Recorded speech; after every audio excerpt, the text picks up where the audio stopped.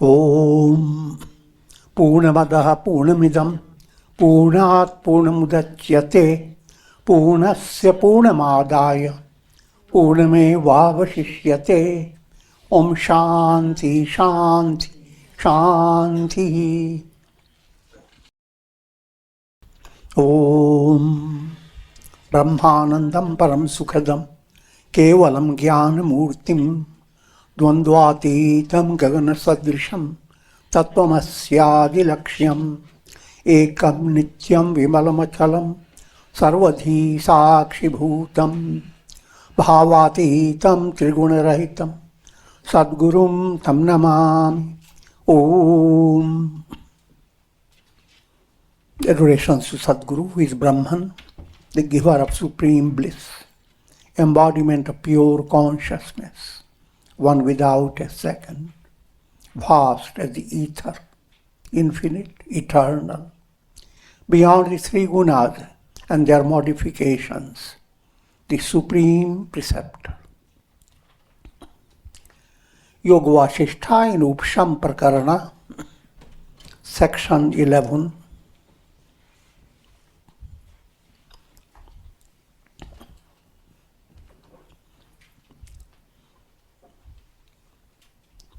We are moving a little step back in section 11, that's section 10 towards its end. And the topic here is King Janaka practices reflection. This is presented not for the benefit of King Janaka, but for all spiritual seekers.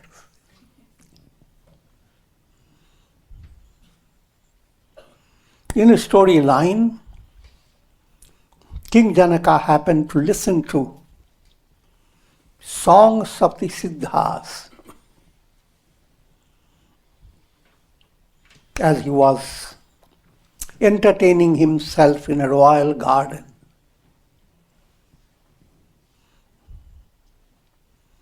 And that turned his mind towards practice of vichar, inquiry into who am I, that inspired him to engage his mind for discovering the real self.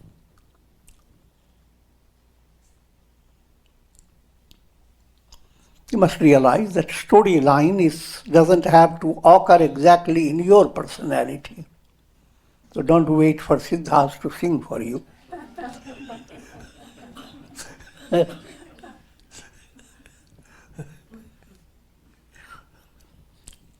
Simple point to understand: as purity develops in your mind, divine inspiration begins to flow. And then those inspiration begins to inspire you to be more involved with subtle reflective process. Who am I?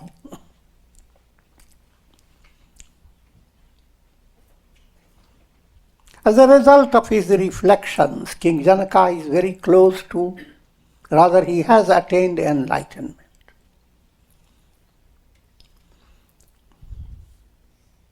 And he is presenting his experience.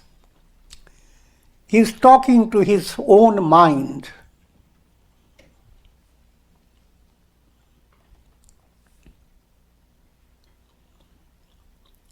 Let this illusory body continue to perform karmas. I, who am the self, have nothing to gain or to lose.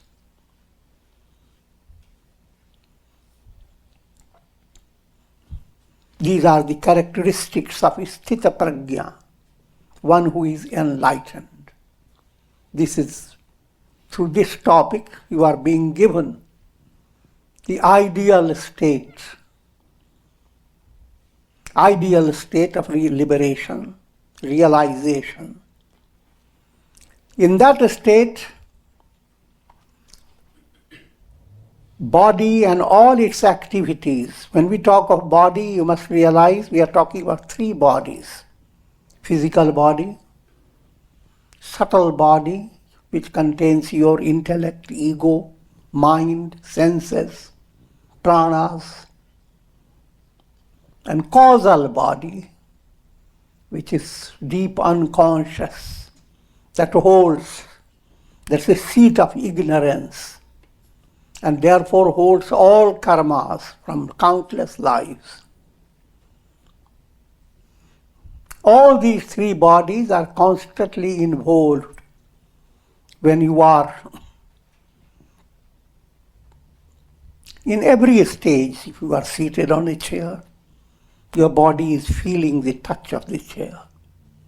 It's physical reality. Your emotions, feeling, is fluttering in the air.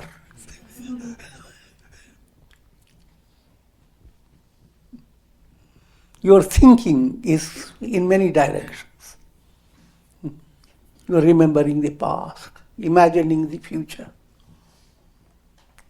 And a deeper comprehension develops also behind all this, what you really want to achieve. So all the three bodies are constantly operating, though in a more specialized way. In waking state, your physical body is highlighted. In dream state, your subtle body is highlighted. In deep sleep state, your causal body is highlighted.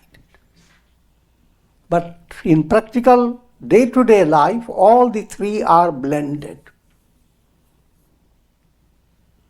And all these three and whatever you experience through all the three is in the realm of Maya. Just like the sun expresses itself in three stages: in the stage of clouds, in the stage of refractions like rainbows, and in the stage of physical illumination. I'm giving an allegorical way to understand three bodies. But behind all the three bodies, the sun is simply unaffected, completely separate, absolutely real. The three bodies go on changes day by day, moment after moment. But the sun remains just the same. Your reality, the I am, is like the sun. Soham hamsa.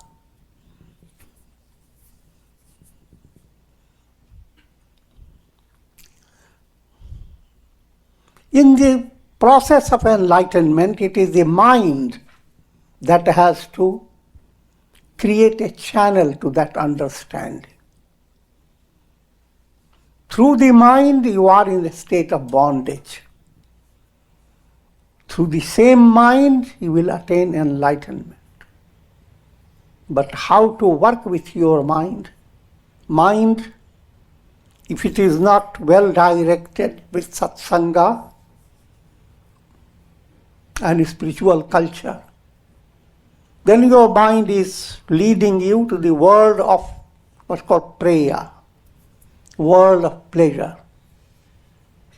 Same mind, nourished by satsanga, introduced to practice of yama, niyama, asana, pranayam, all those subtle modes of jnana, of yoga. Same mind now creates in your inner soul a sense of detachment, vairagya. And ultimately that mind, having brought the soul to that state, gradually dissolves. First stage, think of the mind like a cloud that was obstructing the sun. Now, instead of obstructing, the cloud has allowed the sun to pass through, just by a narrow hole. But once the sun has started passing through, the cloud doesn't know what is good for it.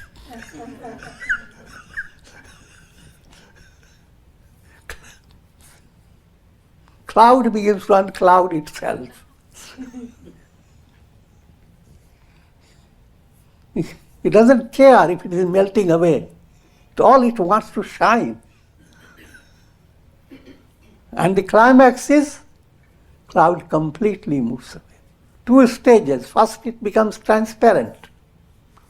So, the sun passing through the cloud has no obstruction. Just the Jivan Mukti state. Then ultimately cloud is not there. Cloud simply disappears. That's Videha Mukti state. Your focus is Jivan Mukti state. That's where you have to attain in life. And Janaka has attained it, and that is his expression now. Let this illusory body continue to perform karmas. I who am the self have nothing to gain or to lose. The entire karmic process has no meaning for me. For every reflected sun, changes have to occur. Every change has a meaning. For the sun, all these changes that occur on earth have no meaning for the sun. The sun is ever perfect, full. The innermost self, the I am, that ultimately it sneaks into your consciousness when you are in deep sleep. Everything moves away from you, and you never come up complaining. What a miserable state. All these wonderful people whom I loved, even I couldn't understand where my bed was. Instead of complaining and coming with a shock, you come with a joyous state of mind. What a wonderful sleep. I knew nothing. That gives you a subtle point of teaching. That is your real nature. No matter how the world is, the moment you went to sleep, what you are highlighting? I knew nothing.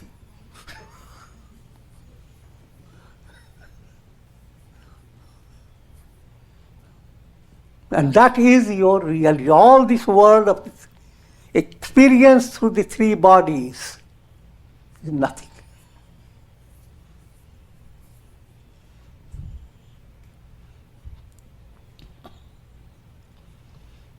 But all this experience is progressive. You cannot suddenly attain that height. Sleep comes quickly, that's a different matter. But spiritual attainment is not simple act of sleeping.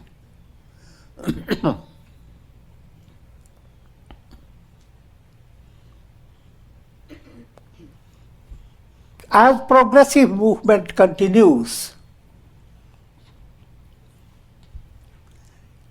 what happens with every experience? Your experience becomes uplifting experience. You highlight your good feelings. You remember opportunities for serving others and you have served them.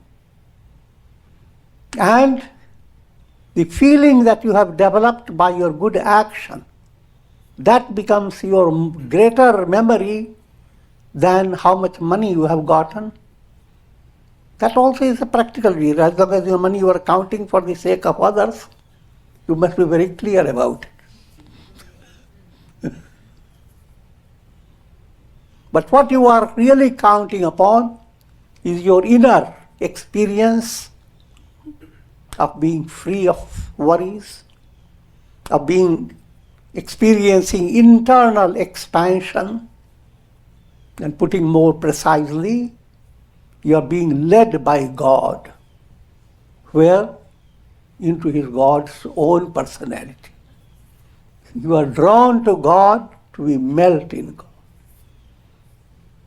A reflected sun, where can it go? It climbs up everything, but you can't sit cozy with the sun. Just, I have the sun. Now, very practical experience. I have nothing to gain or to lose. So living your life daily with that type of a sense of sport enters your heart. You don't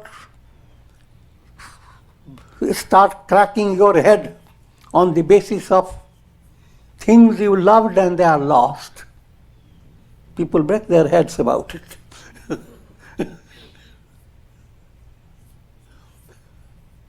But you realize, just like seasons change, weathers differ, but all that do not disturb the sky. So you are sky-like. You are not dependent upon how things are happening. You are not a kid.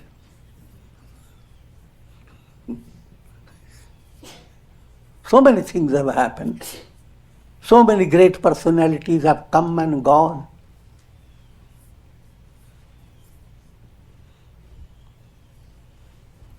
But all that has nothing to do with the self. So, I have nothing to gain or to lose.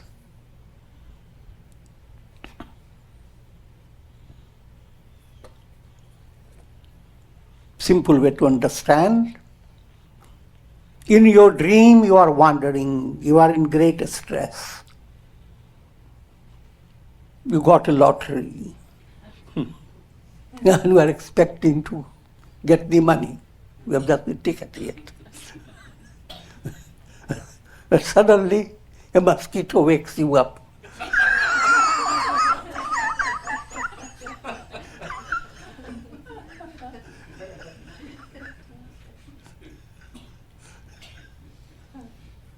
You have nothing to gain from that tree, nothing to lose.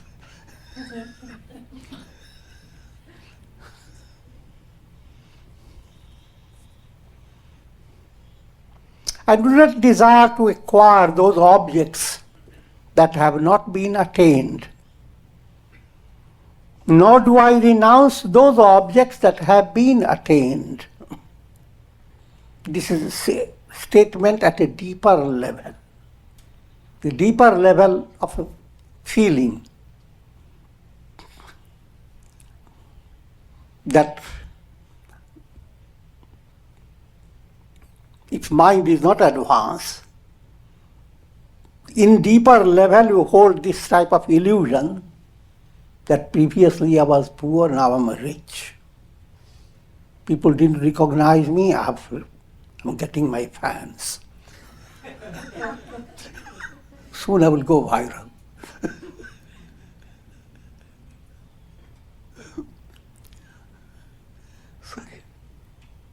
This type of illusion does not develop if you are moving on the spiritual path with progress, implying no matter how things happen in the world, your physical status,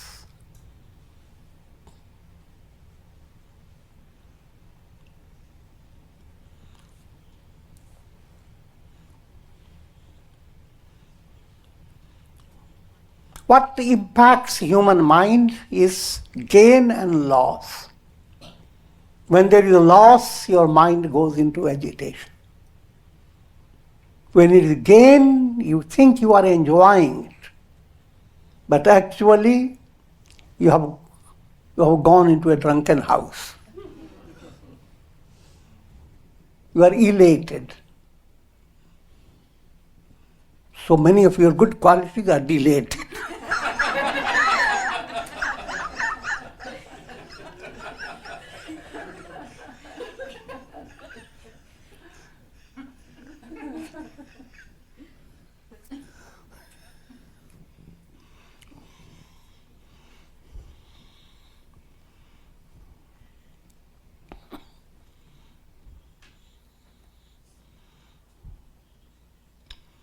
Now, how to handle gain and loss, pleasure and pain? If you are advanced, pain, handle it with turning your mind to God. दुख में सुमिरन सब करे. You have no choice. When pain comes, nobody has to tell you, come to satsang.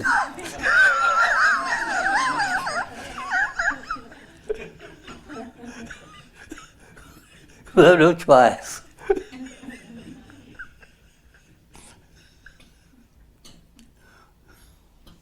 But when comfortable situation develops in life, no need for it.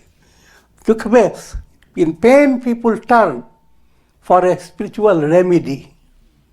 In pleasure, they feel there is no need to have any remedy. But pleasure is another type of disease, more serious than what pain seems to be.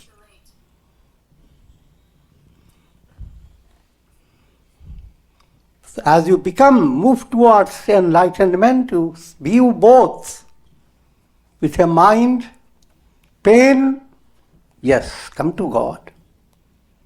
And understand the purpose of experiencing pain is for you to learn lesson. What has caused that pain? What type of karma? And how can I correct that karma? And of course, you get higher lesson. Lesson is how to remove mala, etc.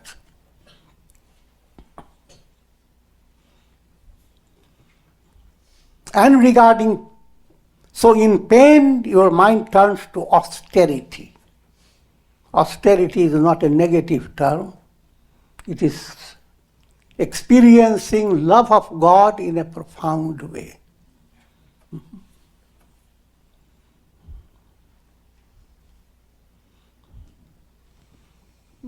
And when pleasure comes, you develop more meditative movement. Pleasure has come, mind has nothing, no more problems. Now you say, today I am going to enter into samadhi because I have no problems.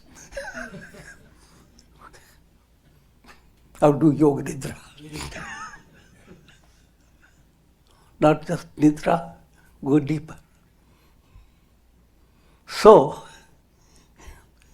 your positive develops, it inspires you to practice your sadhana. Adversity comes, you have no choice but do sadhana. So both ways, you're not a loser.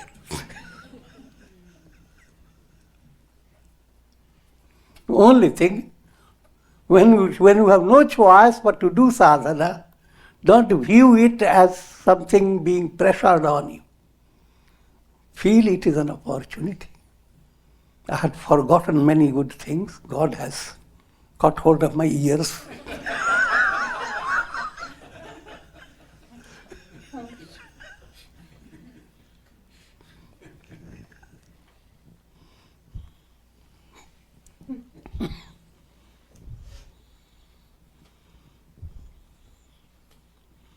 Abiding in my essential self, I will allow my apparent personality to follow the process of prarabdha karma.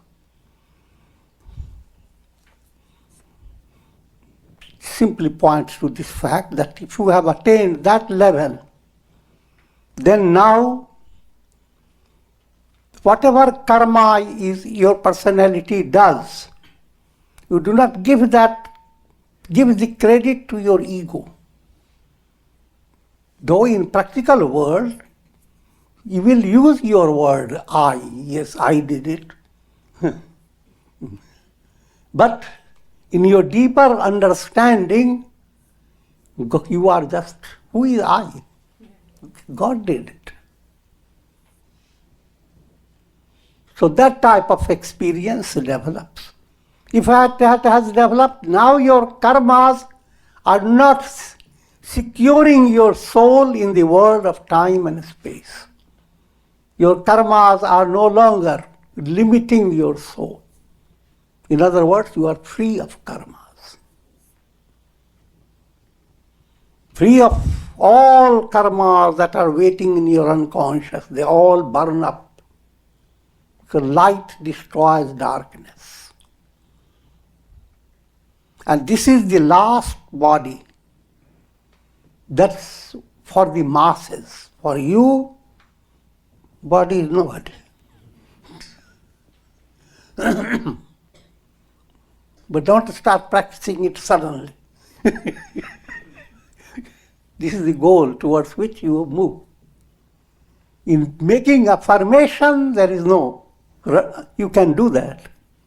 Sit quiet and bring those great statements of the scriptures. I am neither body nor mind. I am Satchidananda. Soham Shivoham Satchidananda Swarupoham. Even with babies, as you cradle the baby, sing. Shuddhosi buddhosi niranjanosi. Sansara maya parivarjitosi. Oh baby, you are pure, absolute, taintless, beyond the world of maya. Who is listening it? You are all yourself listening it and being inspired.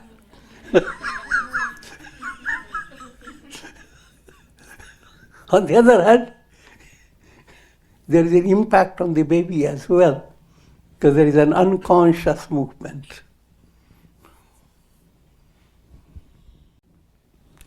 Though performing actions in this world, no longer expect any result in the form of illusory conditions and developments. That's the role of karma.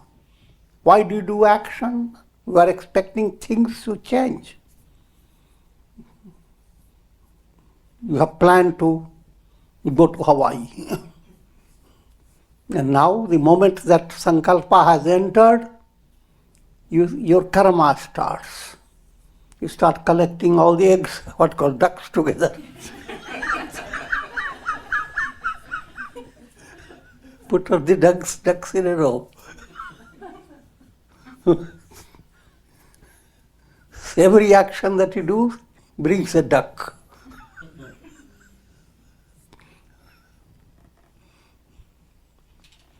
Which is perfectly normal. But if you are enlightened, you are not dependent upon happenings of this world. That's your goal. And therefore, and you don't view in your mind liberation is like gaining something as a result of karma. Not so. Liberation is a revelation of what is already there. Think of in a cinema show. As long as you are watching the show, every moment things are happening, changing. Every moment there is a process of becoming. But behind all becomings, the screen is the being, ever the same. The screen-like reality is your real I am. For attaining the screen,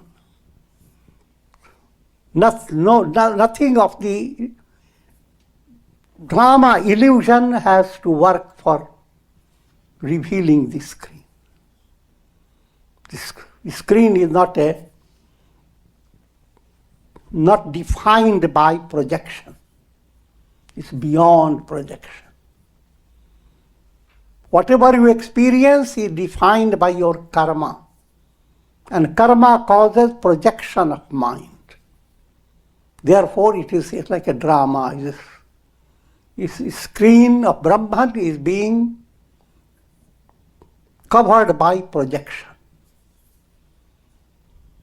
In enlightenment, that projection process dissolves. You are not dependent upon anything that you experience on the basis of projection. You are just who you are, pure screen.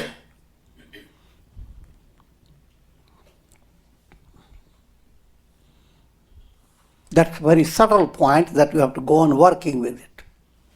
It's used in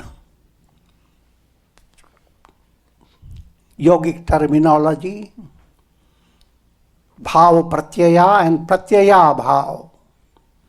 All your experiences are based upon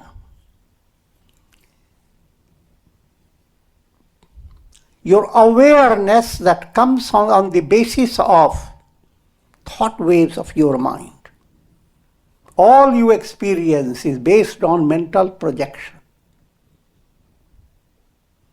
As long as you are dependent upon mental projection, that's called bhava pratyaya, a world of projections. The reality is where projection itself vanishes. Pratyaya bhav. Pratyaya is projection aspect. Abhav, absence. Sri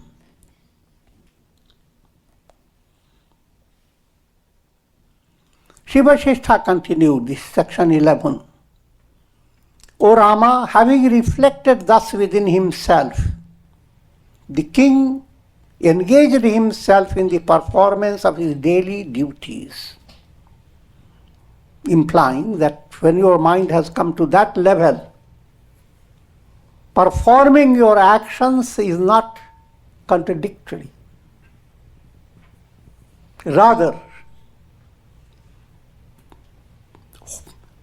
sustaining your spiritual insight on the basis of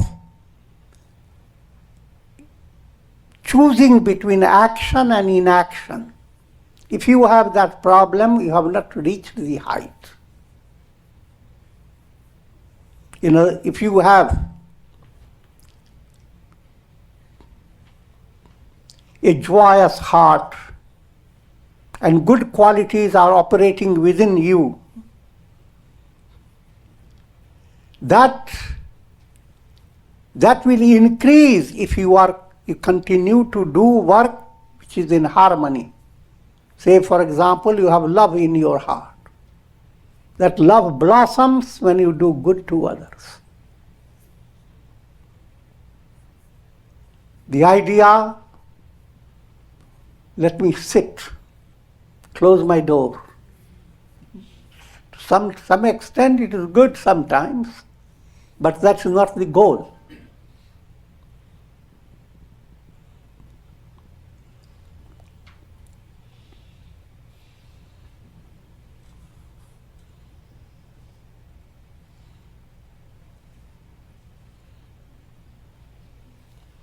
Though engaged in external activity, the question of activity and inactivity does not create any problem in the advanced mind. Activity has its own purpose. If you don't have activity, your physical body itself will give you so much problem that instead of enjoying the transcendence, you will enjoy hospitality.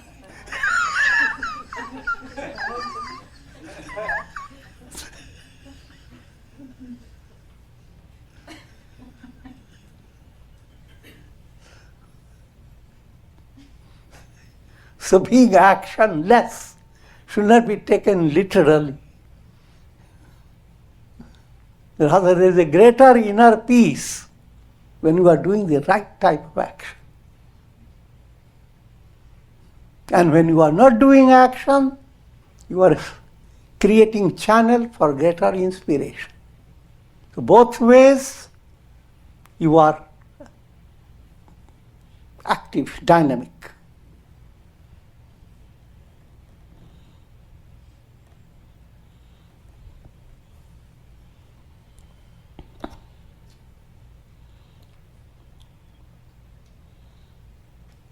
From his inner point of view, he enjoyed the silence of deep sleep, even during his waking state.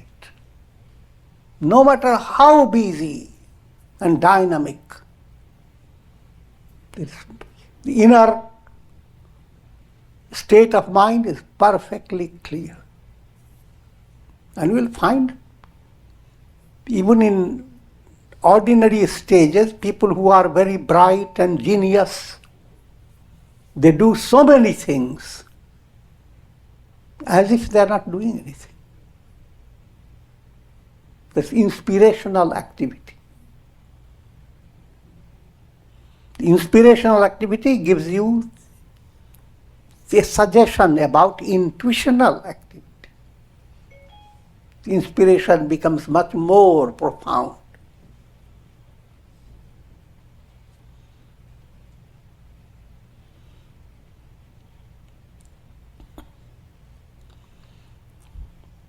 So at the climax level, inwardly is absolutely calm, as if you are in deep sleep. The deep sleep peace, the deep sleep ananda, that is undisturbed.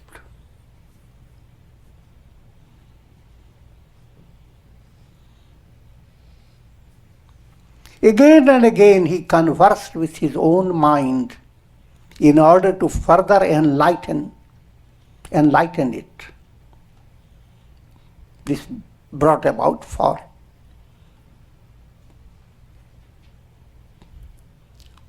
inspiring aspirants how to deal with your mind, how to view your mind.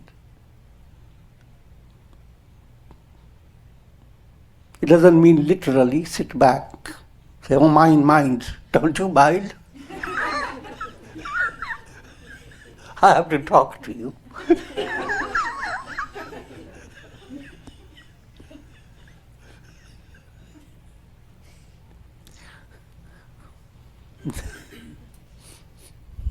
Coming back to this study, oh fickle mind, this world does not exist for your delight. Therefore endeavor to attain quiescence, where you will perpetually enjoy the bliss of the self. That again, subtle point is, perpetually enjoy means allow yourself to dissolve. It is not the mind to enjoy it.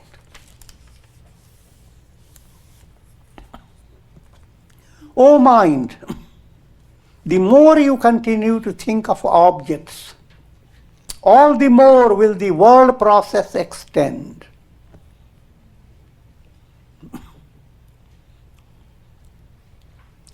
Here is insight into Vishaya Chintan. Mind of the masses is constantly involved with Vishaya Chintan, constantly thinking of objects of the world. Objects mean anything outside of yourself. Your loving relations, your business, your dreams for future, your memories of the past. All this is called Vishaya.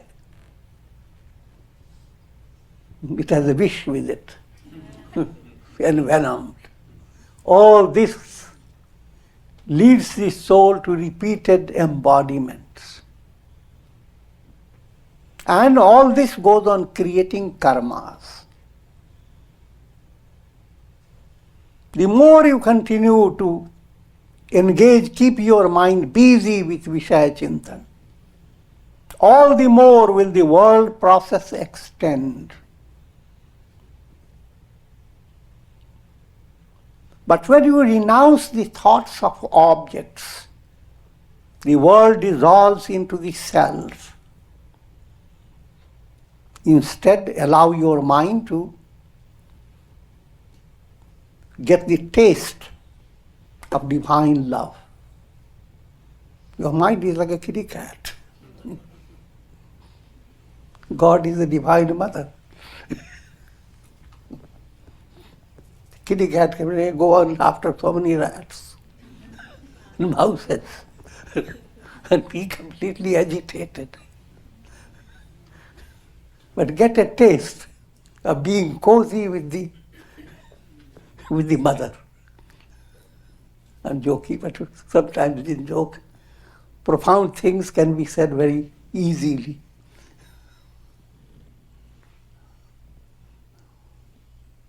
Godward movement is a very cozy movement.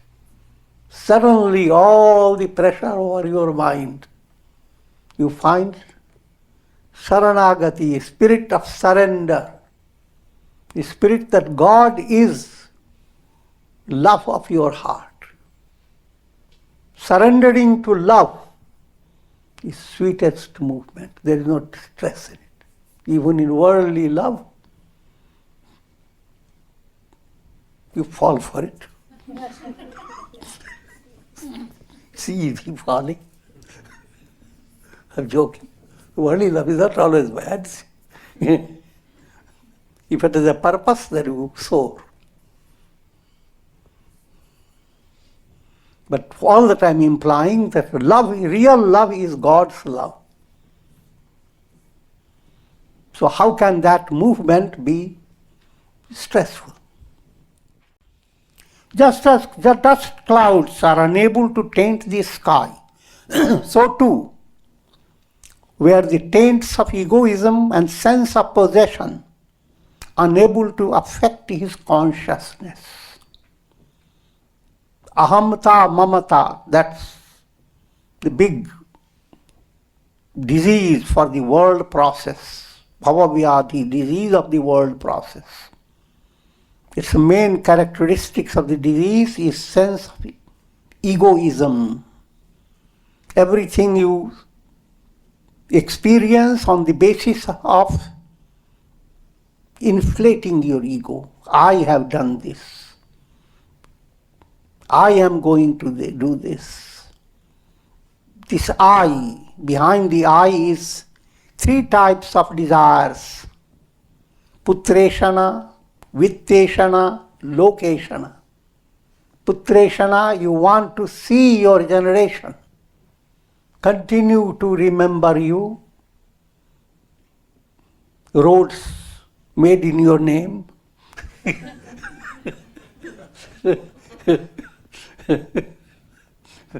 Buildings carrying your name. Businesses propagating your name. That's location. Putreshana, having children, grandchildren, keeping up your line. Vitteshana, having a lot of money. So, ego-based movement goes after these three fingers. That ahamta is the active aspect of ignorance. If you want to remove ignorance, this ahamta has to be sublimated. But ahamta, shadow of ahamta is mamata. Whenever there is ego, there is sense of mindness. Certain things appear mine because you see your own reflection. Why? Due to illusion, your vasana polishes the object. And when object is polished, you can see your face in it. Mind develops an illusion. This is the object I want. Once that illusion has developed, your vasana has changed the object. Now what you are looking in it, your own face, and you like it. So, objects that are desired by people, they don't have the the unchanging characteristics of desirability. Objects don't hold anything that can be desired by always, no matter how great the object. Some will desire it, some will not desire it. Some, having desired it for a while, goes against it. And that goes on because source of joy is not outside. It has to be discovered in your heart.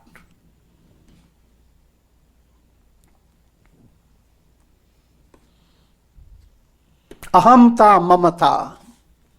In Puranas, in scriptures, the great demons play the role of ahamta and mamata. Like in the Devi Puja, we have Shumbha and Nishumbha, two great demons. Goddess Saraswati caused their destruction.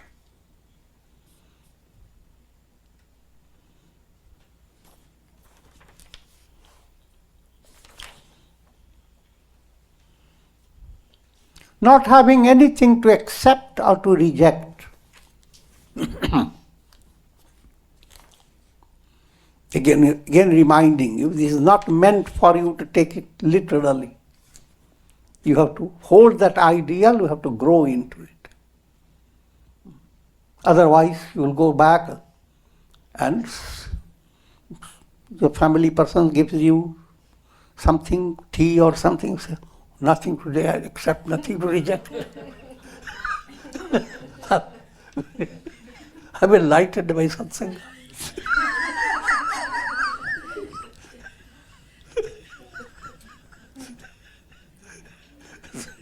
So don't become a kid. In a practical world, every precision you have to accept things of value. While you eat, while you keep company, while you do your act, in any project you must know the values. What helps you, what doesn't help you, what benefits you, what doesn't benefit you. But while handling all this, not let your heart be shaken. Your heart has God within it. See, God is handling all this. Just give a slap to the ego.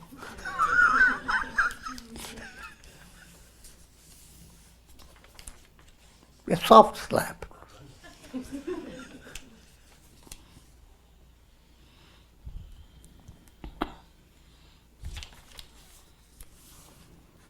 He was ever balanced, no longer tormented by the sentiments of elation and grief. He experienced unceasing felicity. Purnamada, I am full. No longer fooling with the world process. He did not dream of the future, nor did he indulge in the memories of the past. That's what human mind is, constantly busy dreaming of the future. When will I go to Miami Beach?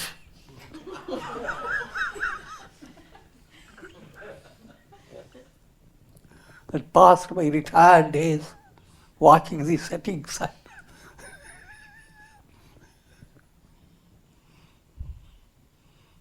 All the dream of future has no meaning for him. And all the memories of the past, again, are unnecessarily opening a door to a big swarm of mosquitoes. Transcending the illusion of names and forms, he continued to perform his duties with an awareness of being in the present. Even the present term here is more figurative. When time illusion moves away, then that's the present, the eternal now. But in order to reach that, at an early stage, allow your mind not to go back to the past nor to the future. Stay with the moment. But that moment will also move away when you go deep, as if you are falling asleep.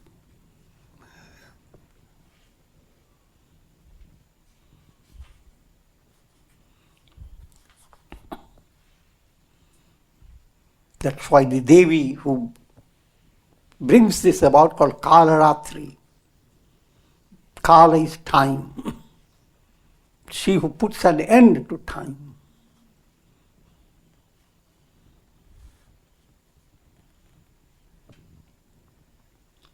O Rama, it is due to the subtle desires of the mind that a person turns to the past, expects a future, or is driven to indulge in the present. Desire-based mind lives in the world of time. So you have nothing more real for you to do than to age. Every day you become older, at least one day older. Not older.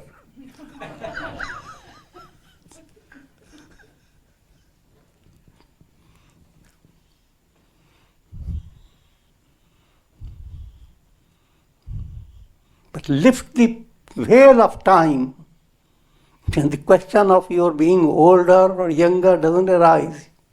You are eternal, ageless.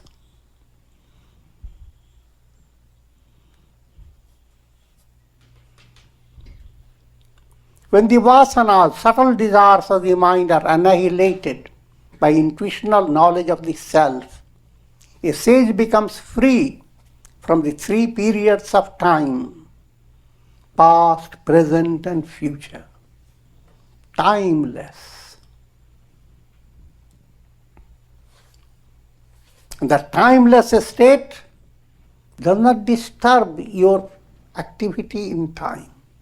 You will not miss, and do not develop the habit of coming late to every appointment.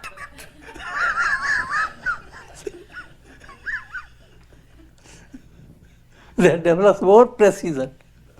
Yoga karma kaushalam, and it becomes spontaneous.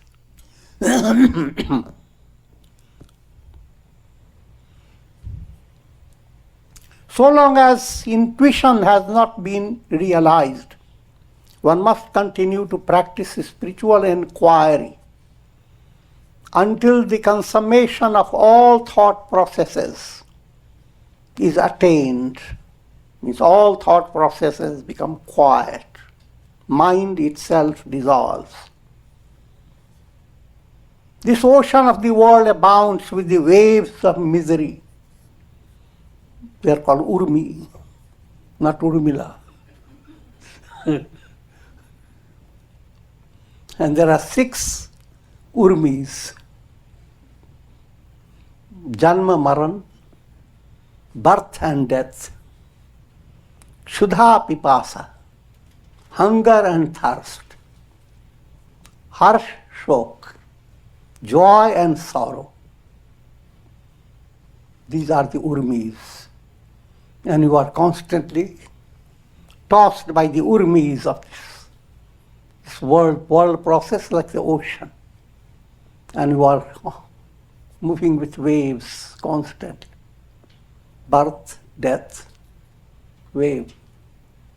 Harsh, shok, joy and sorrow. And every day, hunger and thirst.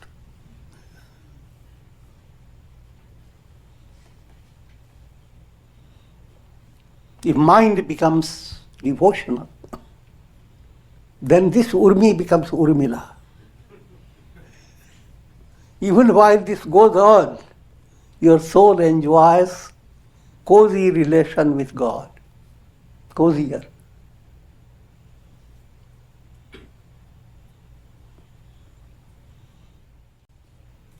Intuitive wisdom is the only way to the cessation of all misery, which means self-realization, which is a direct revelation, not an intellectual theory, but it is, you are going to sleep intellectually, you have prepared everything, I'm going to sleep. But when you actually sleep, you don't even know when did you fall asleep. So you see the difference between the intellect level and the real experience.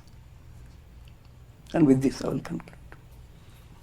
Om Trayambakam Yajamahe Sugandhim Pushti Vardhanam Urvarukuma Bandhanan Mrityor Mukshiyamamritat Sarve Bhavantu Sukhina Sarve Santu Niramaya Sarve Bhadrani Pashyantu Ma Kaschid Dukha Bhag Bhavet Om Shanti Shanti Shanti. Om Shri Ramaya Namah Shivaya.